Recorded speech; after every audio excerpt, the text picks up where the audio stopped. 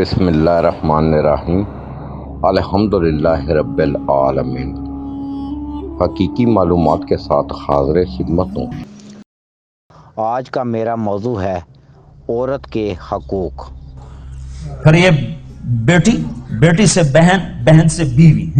پھر میرے نبی نے فرمایا بہترین مسلمان وہ ہے جو بیوی کے ساتھ اچھا سلوک کرے، اور میرے نبی نے فرمایا جو یہ چاہے اس لوگ کا مسلمان کہ وہ جنت میں میرے گھر کے قریب گھر بنا لے تو وہ دو کام کرے، ایک اپنے اخلاق اچھے کرے، ایک اپنی بیوی سے اچھا سلوک کرے، تو اس کا گھر میرے گھر کے قریب ہو جائے گا۔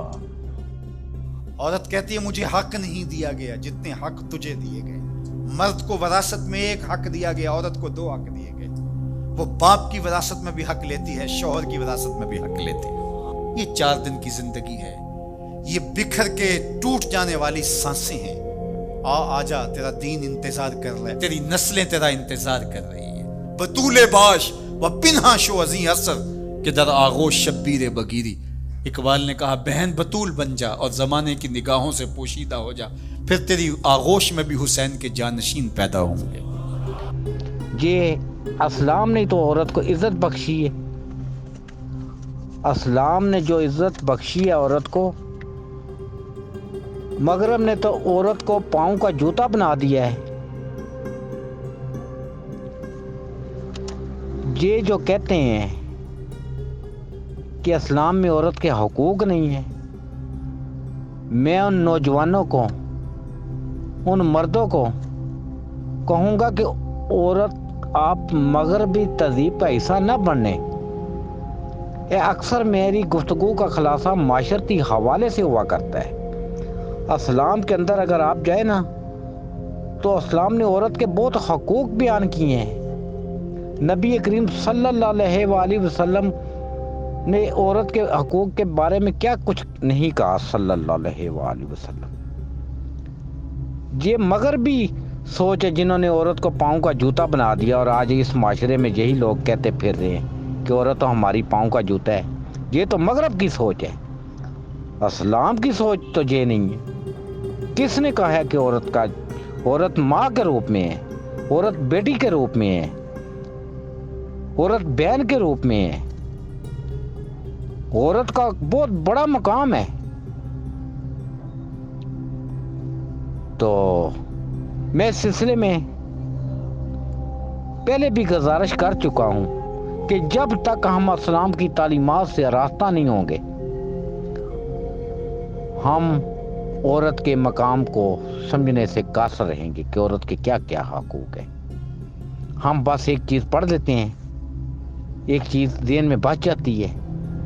میری گفتگو، میں نے پہلے بھی بتایا کہ میری گفتگو کا مرکز خلاصہ معاشرتی حوالے سے ہوا کرتا ہے۔ جی عورت ہمارے سے کم تر ہے۔ نبی کریم صلی اللہ علیہ وآلہ وسلم نے فرمایا کہ اگر میں عورت کو حکم دیتا سجدے کا تو عورت کو حکم دیتا کہ وہ خاوند کو سجدہ کر۔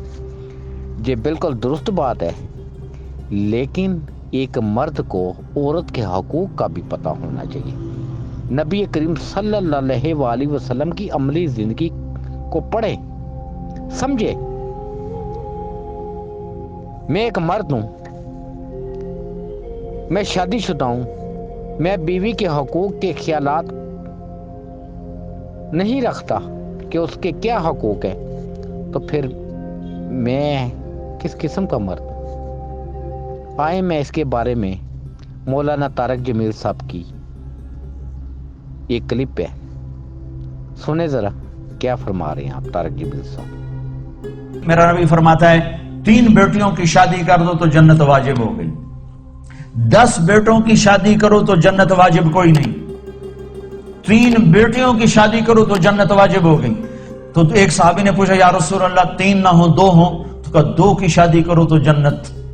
ایک نے کہا یا رسول اللہ اگر 2 نہ ہو، ایک ہی بیٹی ہو اور آگے کوئی سلسلہ بھی نہ ہو، تو آپ نے کہا 1 بیٹی کی شادی کر دو تو جنت واجب۔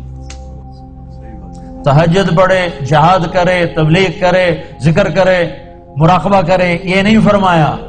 کہا وہ 2 کام کرے، ایک اخلاق اچھے کرے، ایک بیوی سے اچھا سلوک کرے. یہ بیوی سے اچھا سلوک بھی تو اخلاق میں آتا ہے، اس کو الگ کیوں کہا ہے؟ کہ بہت سے لوگ باہر بڑے اخلاق والے ہوتے ہیں اور گھر میں بیویوں کے ساتھ بڑے بدتمیز ہوتے ہیں. پھر بیویوں کو بھی سمجھایا، برابری توازن قائم کیا ہے کہ اگر میری شریعت میں سجدہ ہوتا تو میں بیوی سے کہتا خامند کو سجدہ کرے. ایک عورت نے پوچھا یا رسول اللہ میری شادی ہو رہی ہے، میرے خامند کا میرے اوپر کیا حق ہوگا؟ تو آپ نے فرمایا تیرے خامند کے جسم پہ پھوڑے پڑ جائیں، پھوڑے ہو نکل آئیں اور پھوڑوں میں پیپ پڑ جائے اور تو زبان سے چاٹ چاٹ کے اس کے زخم صاف کرے تو بھی تو نے خامند کا حق ادا نہیں کیا. اور میں ایک اور بات میں شروع سے کہتا آ رہا ہوں کہ میرے بھائیوں، میرے بیٹوں، میری بہنوں، شروع سے کہا جب تک ہم اسلام کے اندر، دین کے اندر، جب تک ہم قرآن پاک مقدس کتاب، اللہ کے رسول صلی اللہ علیہ وآلہ وسلم کی عملی زندگی، صحابہ کرام، اولیاء اللہ، اہل بیت، عملی زندگی کا مطالعہ نہیں کریں گے، ہم اس وقت تک نہیں سمجھیں گے کہ اسلام نے ہر چیز کے کیا حقوق رکھے ہیں. آپ اس کو پڑھیں گے، سمجھیں گے تو آپ کو سمجھ آئے گی نا. جہاں دیکھیں ثاقب رضا مصطفی صاحب عورت کے حقوق کے بارے میں کیا فرما رہے ہیں، سنیں ذرا. تم حقوق کس سے مانگتے ہو؟ محمد عربی نے تمہیں 14 صدیاں قبل حقوق دیے.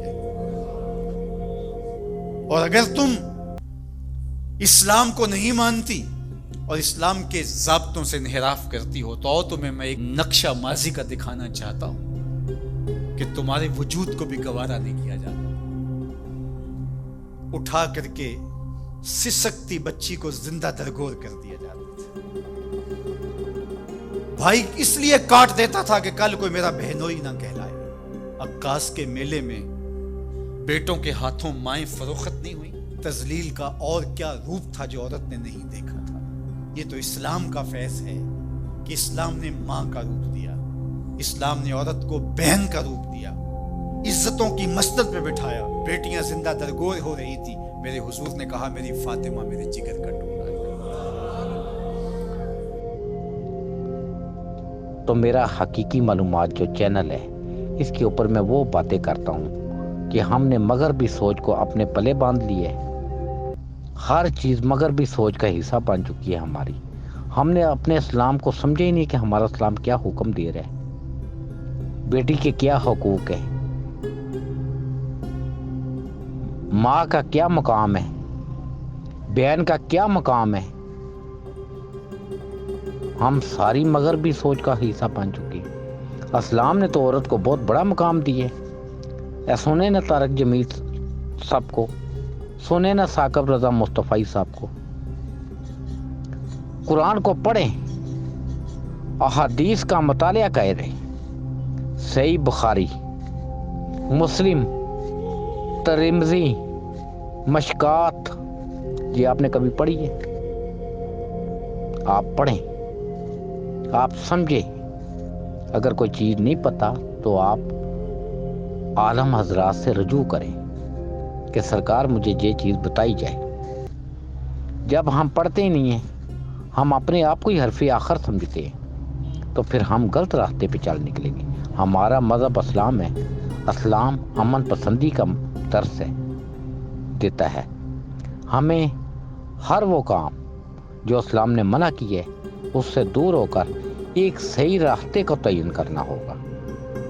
اور نبی کریم صلی اللہ علیہ وآلہ وسلم کی زندگی ہمارے لیے عملی نمونہ ہے.